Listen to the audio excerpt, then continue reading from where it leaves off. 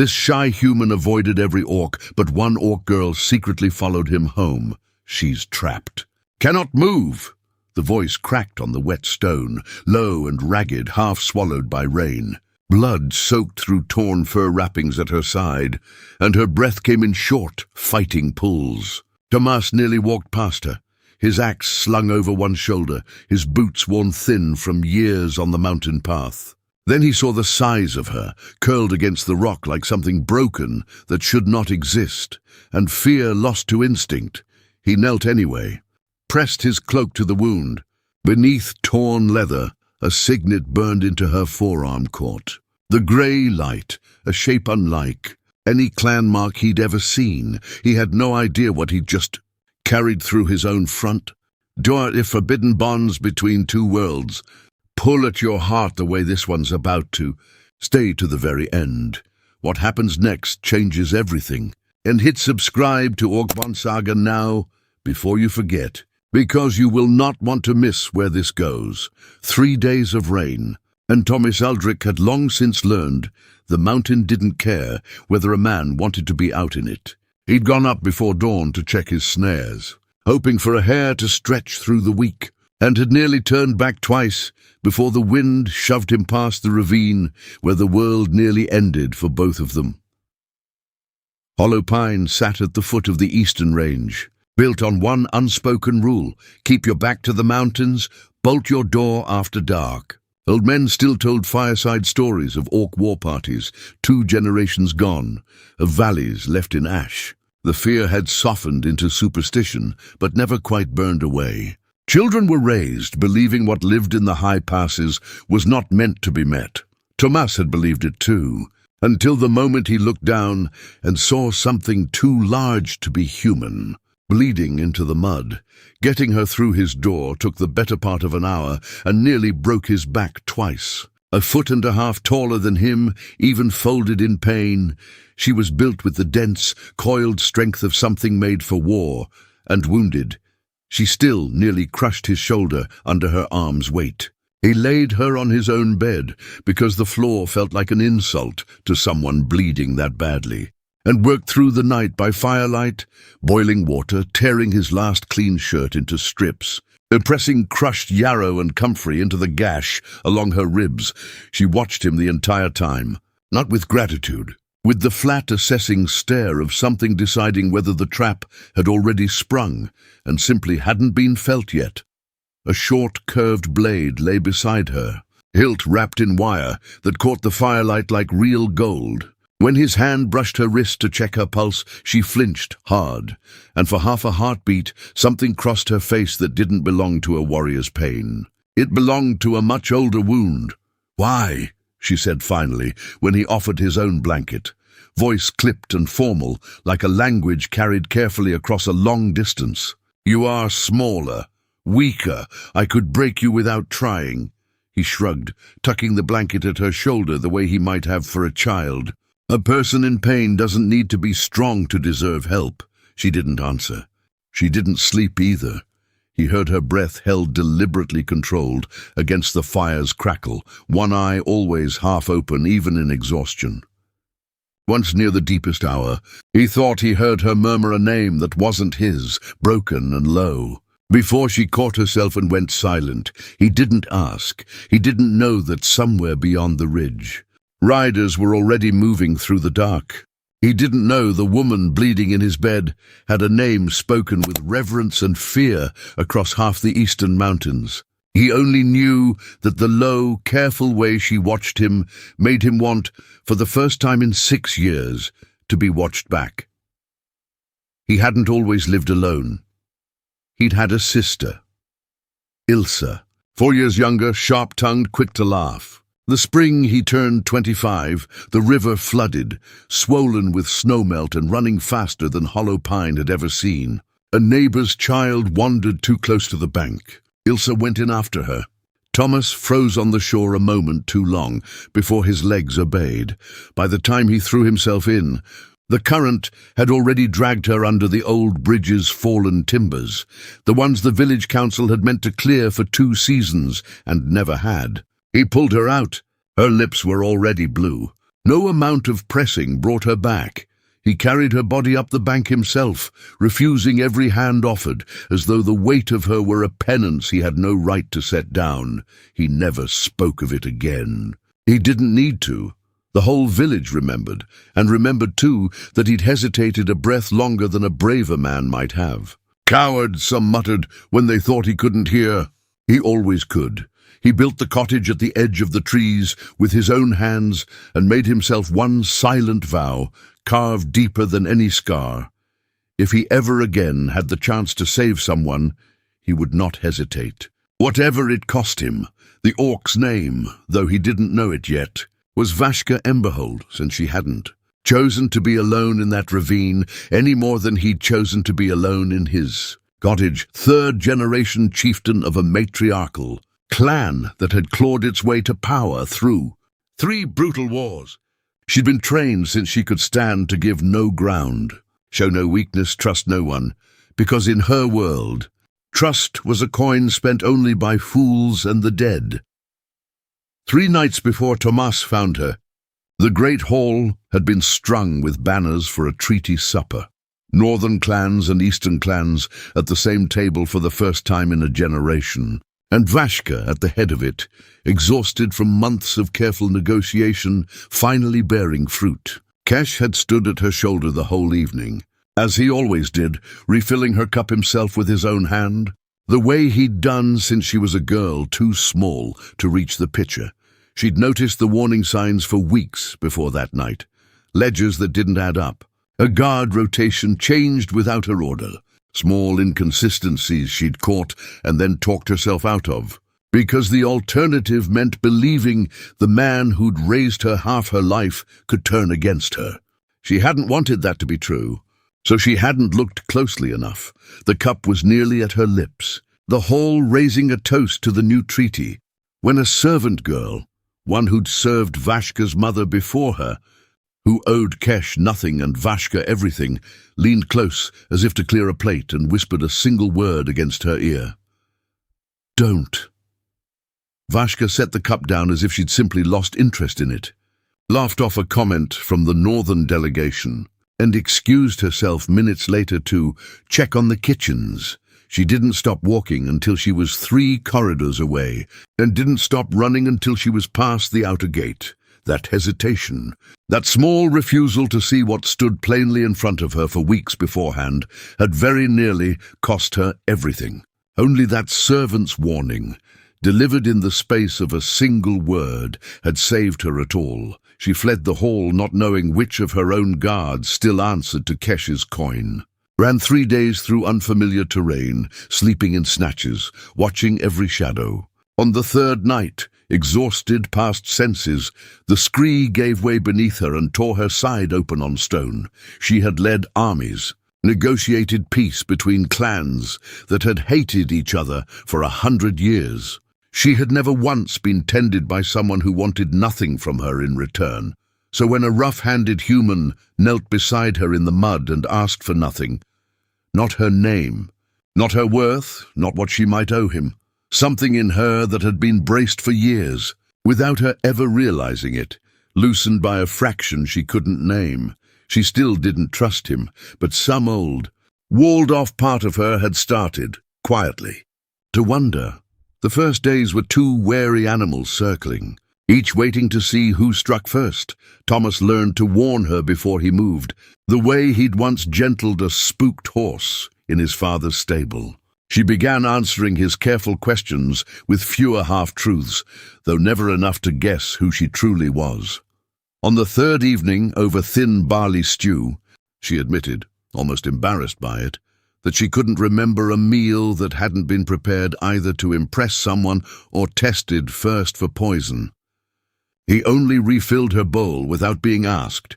He gave her his bed and slept on the floor by the hearth. This confused her more than anything else in the house. "In my world," she said, watching him sharpen his axe, "comfort flows towards strength, never away from it. Why give up your bed to something that could snap you in 2? Bed doesn't do a man much good," he said, "if someone else needs it worse." She lay awake a long time, turning that sentence over like a stone she couldn't quite identify.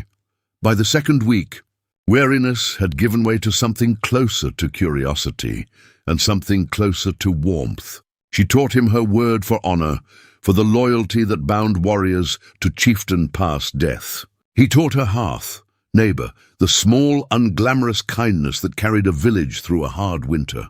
She butchered his language. He butchered hers worse, badly enough once, that her word for courage came out sounding like her word for a common root vegetable. She laughed. A short, startled sound, like a muscle gone stiff from disuse. Something in the small room shifted when she made it. There were misunderstandings, too. She spoke of old scars with blunt, unself-conscious pride, listing wounds like honors. He stammered and looked away. He thanked her so many times for small courtesies, holding a door, passing salt, that she wondered if he thought her simple. Before understanding, it was simply how his people showed respect. Neither of them was wrong. Both were slowly learning the shape of the other's heart. Then the small wrongness started, gathering herbs at the tree line. Tomas thought he saw a shape move between the pines, gone before he could be sure it had ever been there. Vashka went tense for the rest of that evening, then brushed it off, mountains playing tricks on tired eyes. He let it go. He didn't know she'd started quietly, counting the days since her flight. A few nights later, the storm returned in full. Thunder cracked, and Vashka sat bolt upright, hand flying to a blade that wasn't there, before catching herself with an embarrassed breath. "Armed men I understand," she admitted when he asked. "Thunder I cannot fight, cannot outthink, cannot outmaneuver." There was something in that helplessness she'd never learned to sit with. He had no clever answer. He only banked the fire higher and sat closer, and somewhere between one roll of thunder and the next. Her hand found his in the dark and didn't let go until morning. The next morning he found boot prints near the stream. Too fine, too deliberate for any hunter from Hollow Pine, pressed into mud, still wet at dawn. He said nothing yet, but he started sleeping with his axe closer, and twice more caught Vashka staring too long at the ridgeline, jaw set, saying nothing either. "Are we being watched?" He finally asked her outright. She was quiet for a long moment. "I can't be certain. In my old life, certainty had a way of arriving too late to matter. After that, she started teaching him things beyond words. The weight of a blade, how to read tension in a stranger's shoulders, how to listen to a forest, for the particular silence that meant something else was listening too. He was a poor student of combat, but he learned the listening fast, and more than once his ear, tuned by a lifetime alone in these woods, caught the wrong kind of quiet, a breath before she did. There was one morning, near the end of the second week, when he risked taking her to the market at the edge of Hollow Pine. Hood up, cloak wrapped high, a wide-brimmed hat pulled low over the tips of her ears. Reckless, maybe, but she'd been indoors 9 days, and the walls of his cottage had started to feel less like shelter and more like a cage. And he found he couldn't stand watching her pace it any longer. It went wrong within minutes. An old woman selling onions looked too long at the height of her, at the wrong angle of her shoulders under the cloak, and Vashka's whole body went rigid, the way it had that first night, hand drifting toward a blade she'd left behind. Tomas stepped between them without thinking, made some clumsy joke about his tall cousin visiting from the north, and steered her away before the old woman's suspicion could sharpen into anything worse. They didn't speak until they were well past the tree line, back toward the cottage, both of them breathing harder than the walk should have earned. "That was foolish," Vashka said finally. "I know. You could have been hurt. Worse than hurt, if word had spread before we were clear. I know that too," he kept walking. "Wanted you to see something that wasn't inside of my house is all. Wasn't thinking past that." She was quiet long enough that he thought he'd angered her. Then, "No one has ever risked something foolish simply so I could see an onion stall." He glanced sideways at her, and there, for just a moment, was that same startled laugh. Quieter this time, half swallowed by the wind. She didn't explain it. He didn't ask her to. 3 riders, fast along the ridge trail, no one in Hollow Pine used unless desperate. Vashka went utterly still, hand on her hilt before her mind caught up with her instincts. Through the narrow window she watched them come, and the color drained from her face in a way Tomas had never once seen in 9 days. For one terrible moment he believed the worst, that these riders had come for him, that whatever trouble followed her had finally found his door. But she didn't move to run. She straightened her spine. "There may not be another chance to tell you this honestly," she said. "So I will tell you now." She told him everything, Chieftain, Eastern clans, a trusted advisor who'd tried to have her killed. Tomas stood very still, watching 9 days rebuild themselves in his head. The fine stitching he'd dismissed as firelight, the signet she'd always kept turned away, the way she gave orders, even sickness. As if command were simply the shape her voice took. "Why didn't you tell me from the start? I didn't know if I could trust you. Whether you'd sell word of me the moment you learned what I was worth." A pause. "And then I was afraid of exactly this. That you'd start weighing me the way everyone else does, once they learn the title. Was that all I was to you? A hiding place? A roof against the rain? No." Her voice cracked on the word, but he'd already turned toward his coat, grief from Ilsa layering itself over this fresh wound. The 9 days, threatening to close over like water, settling above a dropped stone. Then the shouting started outside. Not her guards' voices, harsher ones, and beneath them the ring of drawn steel. Vashka was at the window in one motion. "Hired swords," she said, low and cold. No clan colors. Kesh's coin spends the same as anyone's. There was no room left for wounded pride.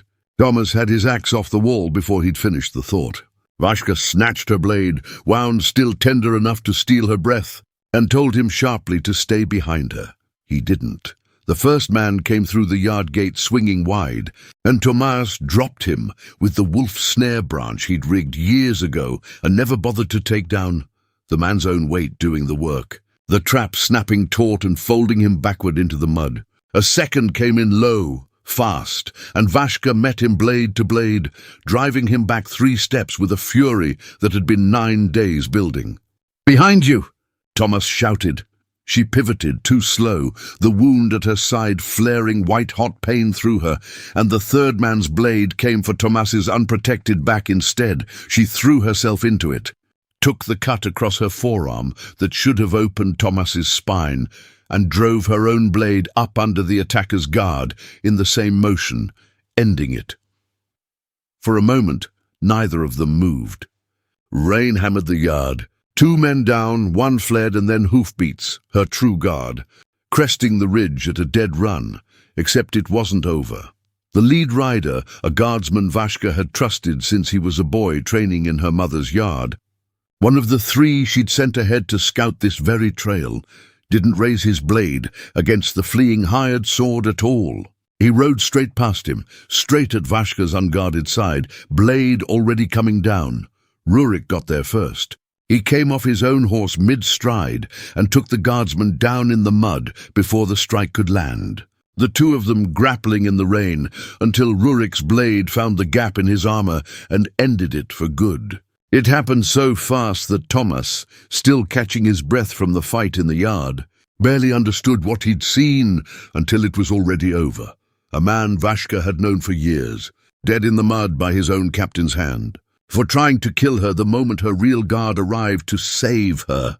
Vashka stared down at him for a long moment, rain running off her face, saying nothing. Whatever she felt, she folded it away someplace Tomas couldn't reach yet.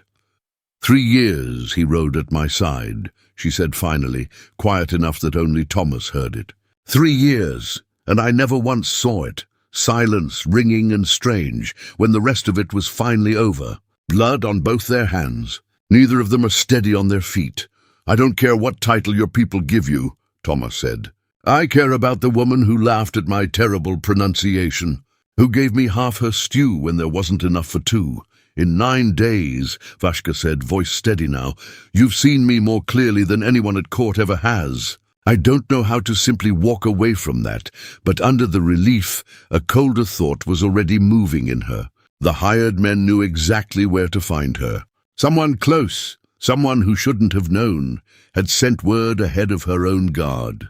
The traitor's reach ran deeper than she'd feared, and the question of who among her own people still answered to Kesh's coin remained dangerously, urgently open. Rurik confirmed it within the hour, grim-faced, going through what little the dead guardsman had carried. A folded scrap of paper, tucked inside his boot, marked the cottage's location with an accuracy that made Tomas's stomach drop before Rurik even finished reading it aloud, because the description on it wasn't drawn from any spy's careful surveillance. It named the cottage as the Woodcutter's place, near the onion stall, edge of hollow pine, tall cousin seen there. Tomas went very still. His own clumsy lie, the one he'd offered a suspicious old woman in a village square to protect Vashka, had travelled, market gossip passed hand to hand, village to trader to somebody already listening for exactly this kind of story, until it landed in the hands of the one man positioned to use it. He'd meant to keep her safe that day. Instead, he'd handed the conspiracy the one detail it had been missing. "This isn't your fault," Vashka said, watching his face change. "It found you because of something I did." He couldn't make the words land any softer than that, no matter how he tried. "A joke to an onion seller. That's all it took." She didn't argue with him again. She only took his hand once and let the silence say what she couldn't yet put into words, that in her world a single careless sentence getting someone killed was simply the cost of trusting anyone at all. And she had long since stopped believing it disqualified them from being trusted further. That night, guard camped a respectful distance off. She told Tomas what she hadn't told even her most trusted captain. A shape in the shadow of the hall's east door, the night of the poisoning, that she'd told herself was only torchlight playing tricks. She no longer believed that. "Someone watched me drink," she said. "Someone watched me flee. And that same someone still moves freely inside my own hold." Tomas listened without interrupting, the way she needed him to. When she finished, he asked only one question. Who among her people had known she favored this particular stretch of the Eastern Trail before the storm? She went very still. The answer was a short list. Every name on it belonged to someone she'd once called family.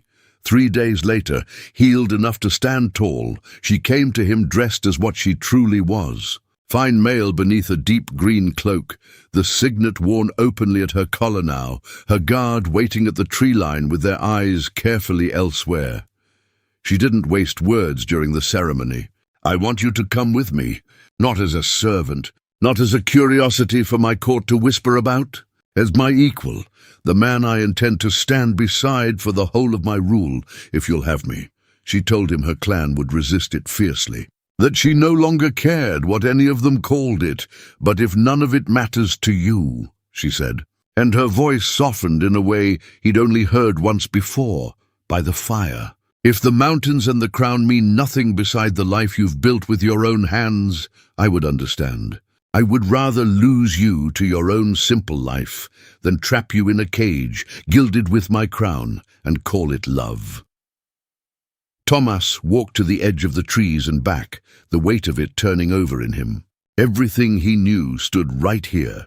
The cottage, his sister's grave on the hill, a small, careful life built from guilt and solitude. Everything Vashka offered was terror wearing the shape of a gift, a world where he'd always be the smallest thing in any room, where her people might never forgive her choice, where he might fail her exactly when it mattered.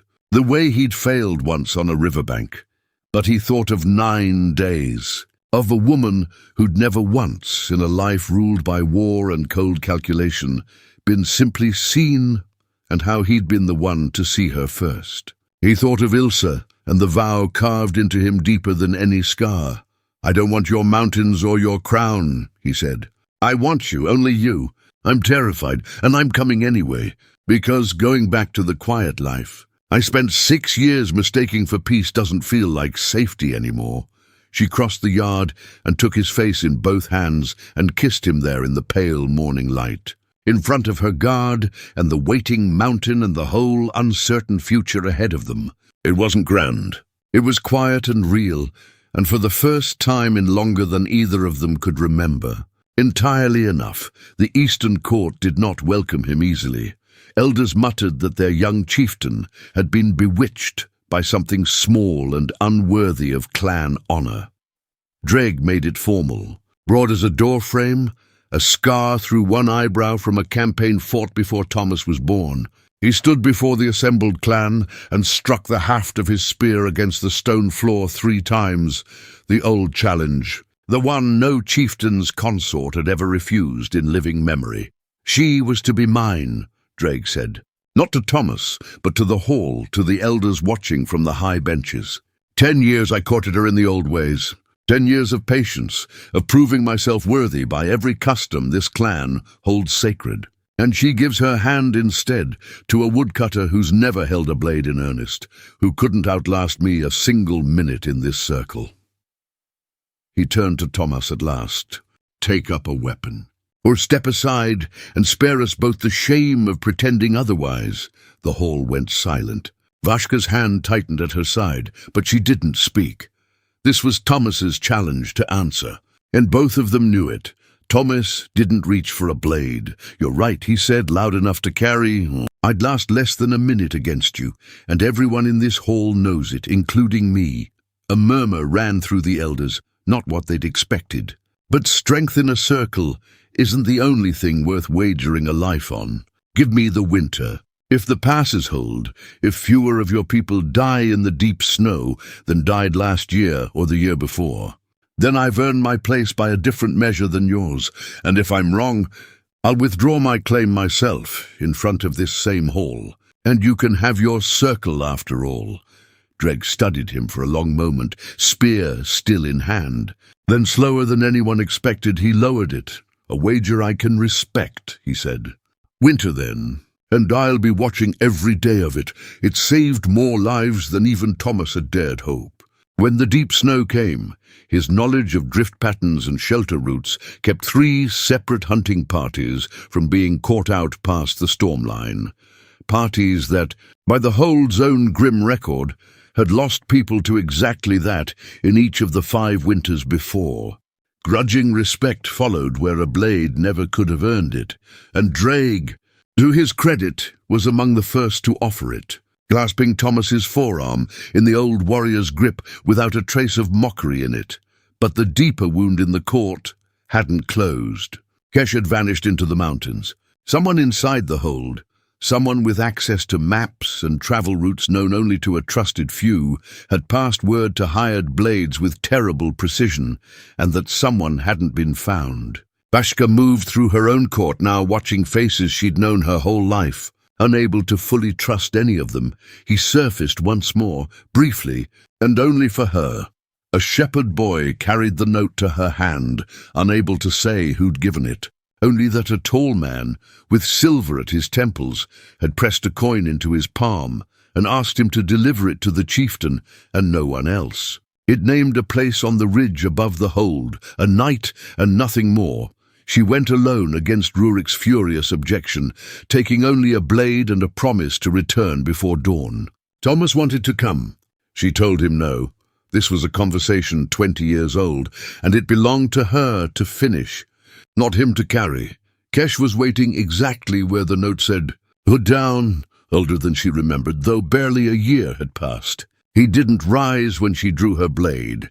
"If I meant to kill you tonight," he said, "I wouldn't have written first. You already tried twice. Poison, then hired men. I know what I've done."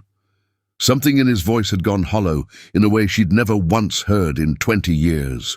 "I'm not here to ask forgiveness. I don't believe I've earned the right to ask you for anything. Then why call me here at all?" He was quiet for a long time, staring into the dark below the ridge. "Your mother didn't build this clan on treaties and patience the way you have," he said finally. "She built part of it on a night at Karim's Hollow that no history in this hold has ever recorded honestly, and I was the one who carried her order and the one who carried it out. 60 souls, an allied clan's war camp, non-combatants among them.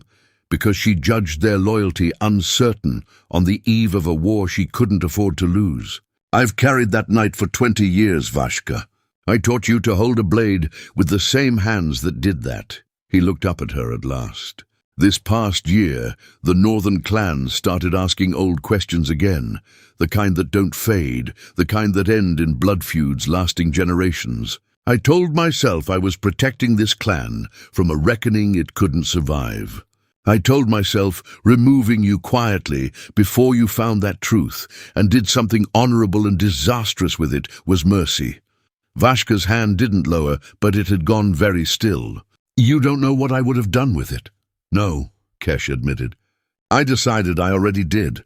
That failure was mine long before it was ever yours. He rose slowly, and for a moment looked less like the man who'd nearly killed her twice, and more like the exhausted advisor who'd once taught a girl too small to lift a blade how to hold one anyway. I won't ask you to spare me. I only wanted you to know it was never gold in the end. It was never that simple. He stepped back into the tree line. Do with that whatever you can live with, Chieftain. I couldn't. He was gone before she could decide whether to stop him. She told Tomas everything when she returned, hours before dawn. Her hands still faintly unsteady, with a grief she hadn't expected to feel for a man who'd tried twice to end her life. He didn't tell her what to do with it. He only sat with her until the shaking stopped, the way she had once sat with him through a storm that frightened her more than any blade ever had. She never told the wider court what Kesh confessed that night. Some truths, she decided, deserved a single decision made by the person willing to carry the weight of it alone. And she had already watched exactly where it led to a man who made that same choice for her. 20 years too late to matter. It was Yura, the Hold's oldest healer, who found the rest of it, and she found it by accident. Looking for nothing at all, she'd come to trade cuttings with Tomas one grey afternoon, the two of them comparing which herbs grew wild in the lowlands against which grew only this high. And her eyes caught on the small leather satchel he kept his dried yarrow in, worn soft with age, stitched along the seam in a particular looping knot he'd never thought twice about. Because his mother had taught him to tie it before he was old enough to remember learning, Yura went very still. Where did you learn that stitch? My mother. She sewed everything in our house that way. Curtains, blankets, this satchel. Never explained why. She wasn't from Hollow Pine originally, she used to say, though she never said where she was from. What was her name? Mirella. He frowned at the strange weight suddenly in the old woman's face. Why? Yura sat down slowly, as if her legs had stopped agreeing to hold her up on their own. I carried a girl of that name out of a burning camp 40 years ago, she said. Kareem's Hollow. I was a servant girl myself then, ordered by Kesh in secret to take what children could still walk and get them past the border before anyone counted the bodies closely enough to notice how many were missing. I taught her to stitch myself on the road, to keep her hands busy so she wouldn't have to think about what she'd seen. Her voice shook. I never learned what became of any of them after the border. I told myself not knowing was easier. Tomas didn't move.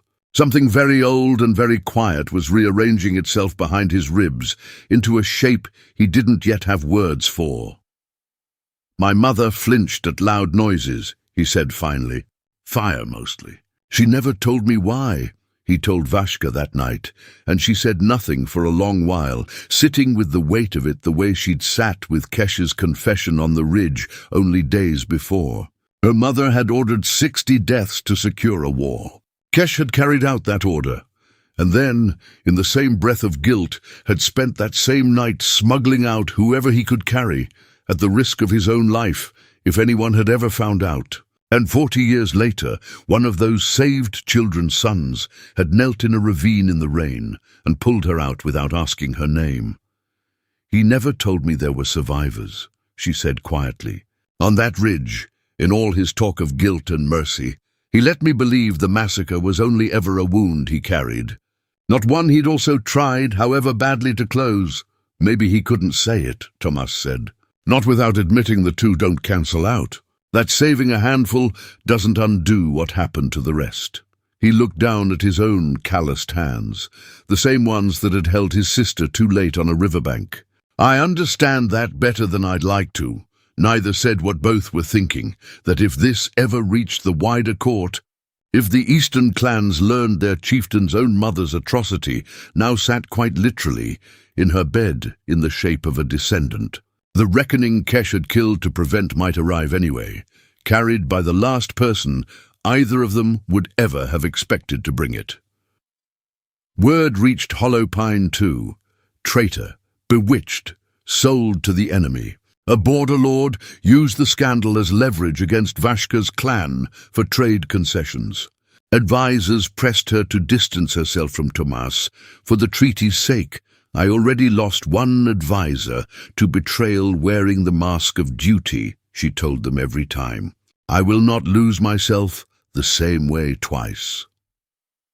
One winter evening, Tomas sat staring into the hearth fire of the chamber they now shared, and Vashka found him withdrawn. "What troubles you?" "I watch you hold court," he said finally. "Command warriors twice your size with one look. Negotiate peace between clans that warred before your mother's time. And some nights I wonder what a woman capable of all that could possibly need from a woodcutter with rough hands and no name worth speaking." "I didn't choose you despite your ordinary life," Vashka said. "I chose you because of it. You're the only soul who's ever wanted nothing from my crown. That's worth more to me than every warrior who ever knelt before my mother's throne." He watched her hold court the next morning, from the edge of the hall where he'd learned to stand, close enough to matter, far enough not to be seen as a distraction. Two lesser clans had come with a dispute over grazing rights along a shared border stream, both sides certain the other had moved the boundary stones in the night. Voices rose. A hand went to a hilt. Vashka let the argument run its course before she spoke a single word, watching faces, not the dispute itself. When she finally stood, the hall went quiet on its own. "The stones did not move themselves," she said, "and I don't much care which of you moved them first, because both of you have spent a season blaming the other instead of fixing it. You'll rebuild the boundary together this week, under my steward's watch. Whoever refuses to lift a stone forfeits grazing rights on that stream for a full year." She looked between them. "That is not punishment. That is the last patience either of you will get from me on this." Both clans left grumbling, and neither drew a blade. Tomas found her afterward rubbing at her temple, the weight of an entire morning settling into her shoulders all at once. "You make it look easy," he said. "It is never easy." She let out a breath. "It is only quick, if you do it right. My mother taught me that. The moment you let a grievance sit unresolved past sundown, it roots. By spring it's a blood feud instead of a fence line." She glanced at him. "You listen to all of that, every word. Most in this hold stop listening the moment the shouting starts. You never do." She said it like an observation, not a compliment, though he understood by now those were often the same thing, coming from her. Not everyone in the hold needed a full winter to come around. Rurik, captain of Vashka's personal guard, a broad-shouldered veteran who'd served her mother before her, had watched Tomas from the first day, with an expression Tomas couldn't quite read. Not hostile. Exactly, but not warm either. It was Rurik who found him alone at the practice yard one grey morning, well before the rest of the hold had woken, swinging a borrowed sword through forms far too advanced for him, and failing every one of them. "You're doing that wrong," Rurik said. Arms crossed. "I know. You've known for a week. You keep doing it anyway." Tomas lowered the sword, breathing hard. "Figured eventually my arms would remember even if my head didn't." Rurik studied him for a long moment, then, unexpectedly, stepped into the yard and adjusted his grip with two blunt fingers. "Elbow down. You're telegraphing the swing before you've even started it." He stepped back. Again. They worked in silence for the better part of an hour, Rurik correcting, Tomas failing slightly less badly each time. Only when the sun had fully cleared the eastern ridge did the captain finally speak again. "I didn't do this for you," he said. I did it for her. She fights better when she isn't half watching the door for someone who might get himself killed standing in it." He nodded once, curt, and turned to leave. "You're still terrible. But you're less likely to die today than you were yesterday. That'll have to do. It wasn't warm, not yet." But Tomas understood, watching him go, that it was the closest thing to it Rurik knew how to offer, and in a hold where trust had become the rarest currency of all. He'd take it. She decided to bait it herself, feed 3 different circles of the court, 3 different travel plans, she told her captain. "Whichever version draws hired blades, that tells us who's talking." The first trap caught nothing. The second caught nothing either. Then 3 weeks in, a steward reported that the map room's travel ledger, the one recording exactly who had requested which route and when, had gone missing from its locked case, and the only names on record as having borrowed a key that month belonged to 2 junior clerks. And Rurik, Tomas heard the accusation before Vashka did, whispering between 2 elders who hadn't noticed him passing. His stomach turned over. The man who'd killed a guardsman with his bare hands to save Vashka's life, who'd spent an hour at dawn correcting his sword grip for no reason but decency. That man's name. Sitting on a list beside 2 clerks, nobody in the hold had ever bothered to suspect of anything. He didn't say it to Vashka. Not yet. He told himself it was because the evidence was thin. A missing ledger and a key log, nothing more, but some smaller, uglier part of him wondered for one long night whether he'd simply been wrong about a man he badly wanted to be right about. Vashka confronted Rurik directly. The way she confronted everything, no accusation dressed up as a question. The ledger. "Your key was logged?" "My key was logged because I checked the room myself the week after the ambush, looking for exactly the leak you're hunting now." Rurik didn't flinch, didn't raise his voice. "If I were the traitor chieftain, I had a blade in my hand, and your back turned in that yard. I didn't use it on you. I used it on the man who tried to. It was true, and both of them knew it, and it still didn't fully explain the ledger." Vashka let him go without an accusation formally made, but the doubt didn't dissolve. It simply went quiet, the way real suspicion does, waiting for something sharper to either confirm it or clear it for good. Tomas kept his own quiet watch after that, noting which servants lingered too long near the map room, which stable hands asked questions that carried more weight than idle curiosity should. It broke open deep in that same winter. A servant loyal to Vashka's dead mother came forward, fearful but resolved, and named a steward, Orin, quiet, unremarkable. 3 chieftains served without ever once drawing notice, and Kesh's man for years, planted long before Vashka ever took the throne. It was Orin, they learned within the hour, who had taken the ledger.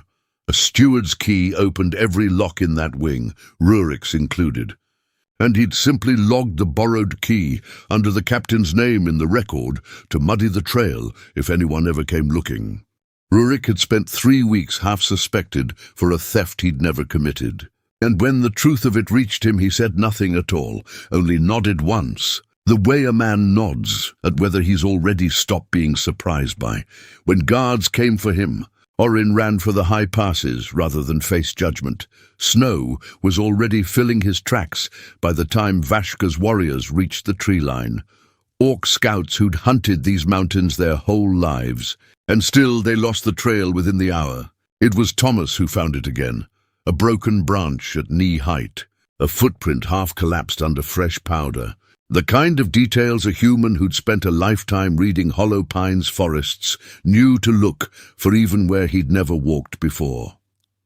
They cornered Orin in a shepherd's abandoned hut above the snow line, half frozen, out of the road and out of time. He'd barred the door with a fallen beam, and for a long moment there was nothing but wind and the sound of him breathing hard on the other side of splintered wood.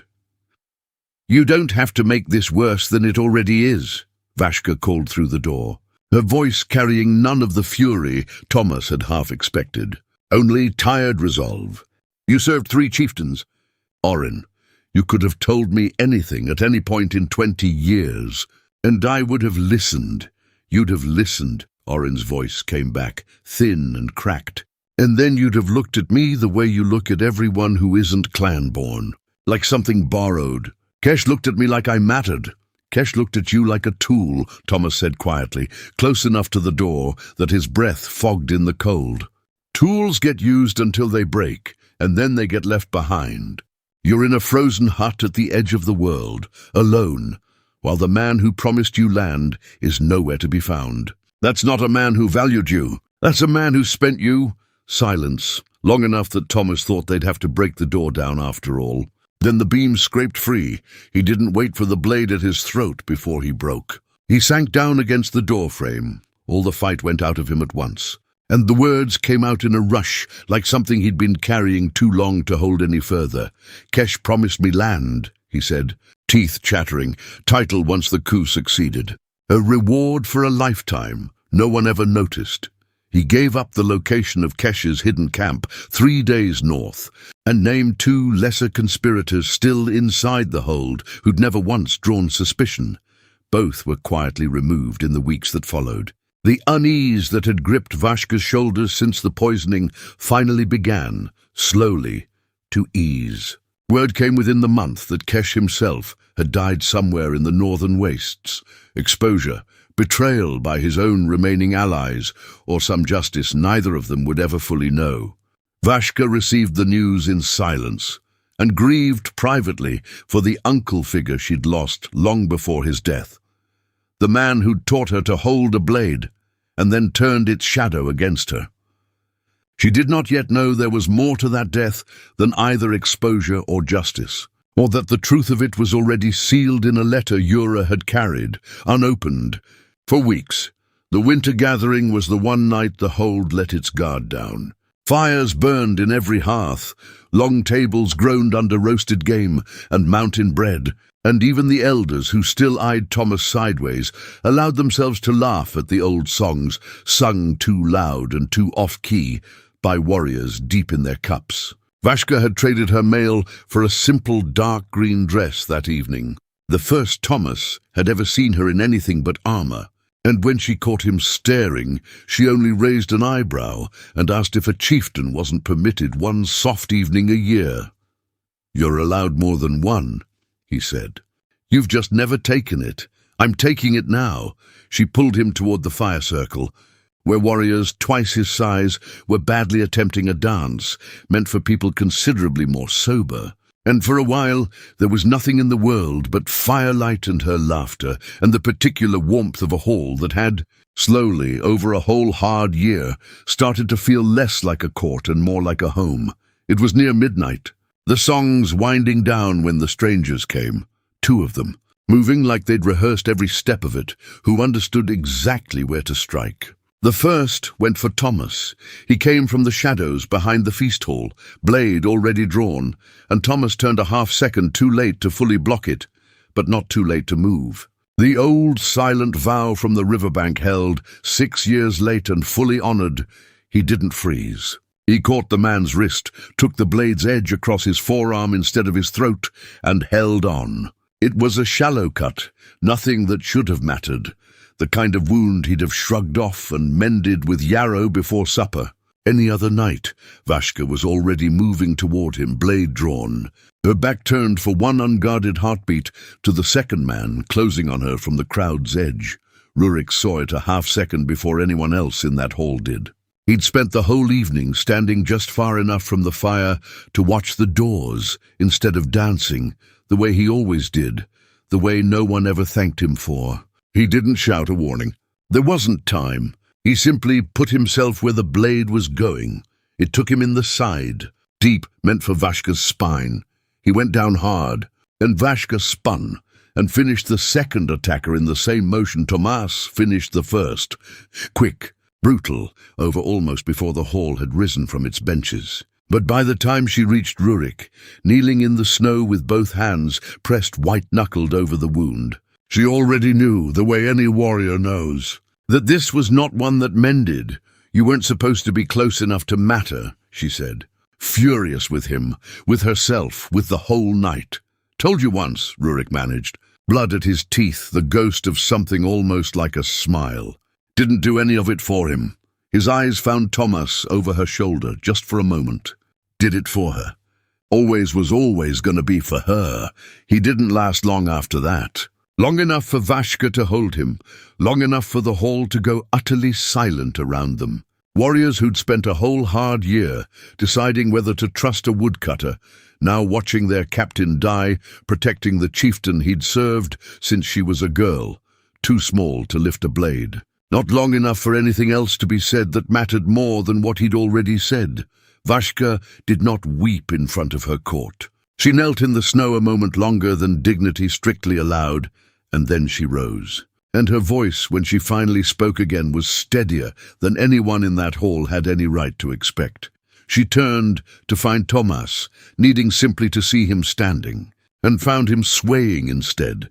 It hit him slowly enough that no one had noticed until it was already well along. A cold that had nothing to do with the winter air, spreading up from the shallow cut on his forearm into something that made his own hand look distant and unfamiliar when he tried to lift it. His knees went first. Vashka caught him before his head could, and the fear that crossed her face then was a different animal, entirely from anything the fight itself had drawn out of her. Yura reached them at a run, and one look at the grey creeping into his lips told her everything the wound itself hadn't. "Black-tongue root," she said, prying his sleeve back with hands that had gone suddenly, professionally steady, even as her voice hadn't. Ground fine and worked into the steel, slow, meant to look like nothing until it's too late to matter. She looked up at Vashka. "I have something that might counter it. I don't know if I have enough of it, or if there's still time for it to work at all. I won't lie to you and say I'm certain. That was the longest night either of them would ever fully describe afterward, because so much of it happened in the space between one breath and the next, being uncertain whether there would be another after it." Vashka did not leave his side. She held his hand through the worst of the fever. Through the hour, his breathing went so shallow that Yura pressed her ear to his chest twice just to be sure.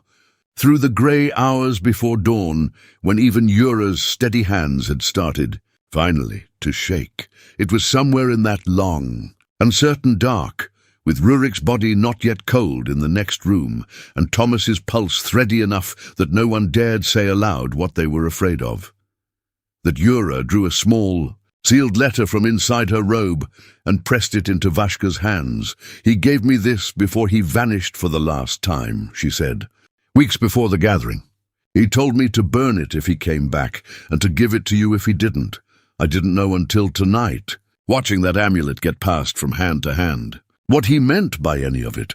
Vashka broke the seal with hands that hadn't stopped shaking since Rurik died, and read it by firelight while Tomas's breath rattled thin beside her.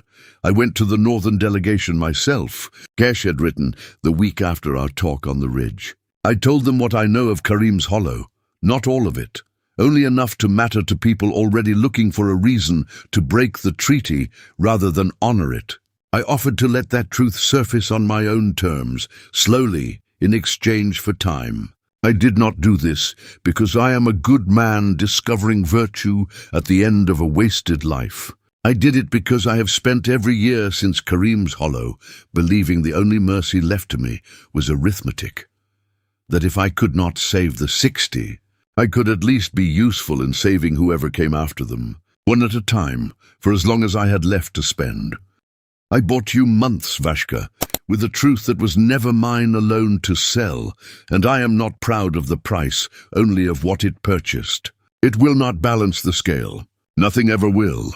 But it is the only currency I had left, and I have now spent all of it. I do not know if the boy's mother ever told him where she came from. If she didn't, that was her mercy, and I would not undo it even now. But if the truth ever does surface, and truths like this one rarely stay buried as long as we need them to, tell him this, from the man who has no right to ask anything of him, that the night I couldn't stop, I at least made certain there was a night after it. That has to be worth something, even from me. Even now, there was no signature. There didn't need to be.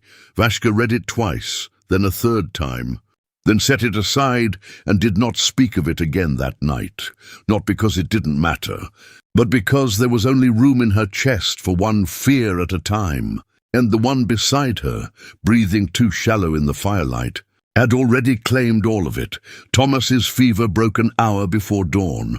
It broke the way storms do in these mountains, all at once, without warning, leaving behind an exhausted, disbelieving quiet. Ura sat back on her heels and let out a breath she'd clearly been holding for hours. Vashka did not move from his side until the sun was fully up, and even then only to press her forehead once, briefly, to his, as if to confirm with her own skin what her eyes were already telling her. It was one of her own guards, going through what the dead attacker carried in the grey hour before all that, who'd found the mark, not Kesh's sigil. No token of the Eastern conspiracy at all. A small carved amulet, northern craftsmanship, the kind worn only by clans who'd sat at that same treaty table the night of the poisoning. With Kesh's letter in hand now, the amulet no longer needed much explaining. It only confirmed what he'd already paid to delay. They weren't finishing Kesh's work, Vashka said to Tomas, once he could sit up and hold a cup without his hand shaking too badly to manage it. They were finishing what his chaos started, on their own timeline instead of his. A treaty that holds is bad for clans who profit from the border staying unsettled. He bought us months by handing them a truth that was never his to give away. She set the letter in his hands and watched his face as he read it. This was never only about me. It never was. And Rurik paid for a war he never chose a side in, bought time by a man who spent his whole life deciding, alone, who was worth spending it on. Tomas read the letter twice. He didn't cry, though something in his jaw worked hard against it. He knew about my mother, he said finally. He knew, and he let a stranger tell me instead of ever saying it himself. Would you have wanted it from him? He thought about that honestly, the way he thought about everything. No, he admitted. I don't think I could have forgiven it from his own mouth. Maybe he knew that too. He set the letter down, careful, the way a man sets down something he isn't finished being angry at. Doesn't make it easier. Doesn't make him good, but I don't think I hate him anymore either. I don't know what's left in the space where that used to sit. Neither of them had an answer for that. Some men, it turned out, didn't leave behind a clean shape once they were gone. Only an uneven one, equal parts wound and atonement that the people they left living had to learn to carry without ever quite being able to set it down. It changed nothing that night that could be undone. The attackers were dead. The hall was safe, but the cost of it sat heavy and permanent where a good man had bled out in the snow, protecting a woman he'd once claimed, gruffly, to have no particular warmth for, and where another man had come within a single fevered hour of not seeing morning. It changed everything after because it meant the danger hadn't ended with Kesh's letter or Orin's confession. Somewhere beyond her borders, a treaty she'd already paid for 3 times over was being patiently undermined by people who'd never once needed to set foot inside her hold to do it. A war fought with years and patience instead of blades. The kind she'd spend the rest of her rule learning to win. They looked at the two of them. Once Tomas could finally stand again, bloodied, hollowed out, both of them grieving in ways that had nothing tidy about them, and saw something that hadn't been there before. Not a weak human sheltered by his powerful mate.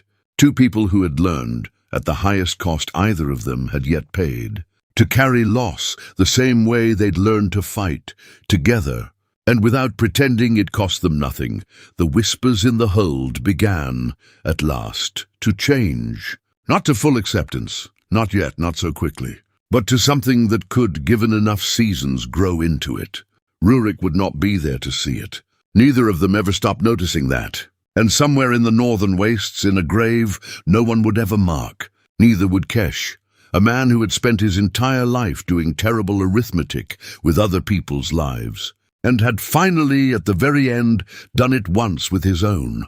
Before the spring settled fully into the mountains, they made the journey down to Hollow Pine together, the first time Vashka had ever walked openly into a human village, and the first time Tomas had been back since the night he left with a stranger's guard waiting at the tree line. The village didn't know what to do with either of them at first. Doors that had always opened for Tomas stayed half shut, a beat too long. Children peered from behind their mothers' skirts at the orc woman in the green cloak. And old men who'd once muttered cowardly under their breath now had nothing to say at all. They visited his sister's grave on the hill above the village. The stone marker weathered, but still standing where he'd set it 6 years before. Vashka stood back at a respectful distance while he knelt and cleared the winter's leaves from the base of it, saying nothing for a long while. "I used to come here and tell her I was sorry," he said finally. "Every visit. Sorry I hesitated. Sorry I wasn't fast enough." He brushed the last of the frost from the letters of her name. "This is the first time I've come and had something else to tell her instead." Vashka knelt beside him in the wet grass, careless again of her fine cloak. "What will you tell her now? That I finally didn't hesitate when it mattered." He looked at her. "That it worked out better than I ever let myself hope it would, on their way back through the village centre. The old woman from the onion stall, the same one whose narrowed eyes had nearly given them away, months before, stopped them both in the square." She looked Vashka up and down, slow and unhurried, the way she might size up a horse before a purchase. "You're the tall cousin," she said. "I am not his cousin," Vashka said evenly. The old woman snorted, something almost like a laugh. "No," she agreed. "Suppose you're not." She pressed a small bundle of onions into Tomas's hands without further comment and went back to her stall. And that, in the end, was as close to acceptance as Hollow Pine ever quite managed to offer, grudging, practical, and entirely genuine in its own quiet way. Spring returned the way it always did, slow, stubborn, green pushing through retreating snow, one careful step at a time. Tomas knelt in the garden he'd insisted on planting outside the hole's stone walls. Thyme and herbs carried up from Hollow Pine, growing now beside mountain plants, whose names he was only just learning to say correctly. He wasn't a poor man here, though he still wore simple clothes, and still trusted his own 2 hands over any servants.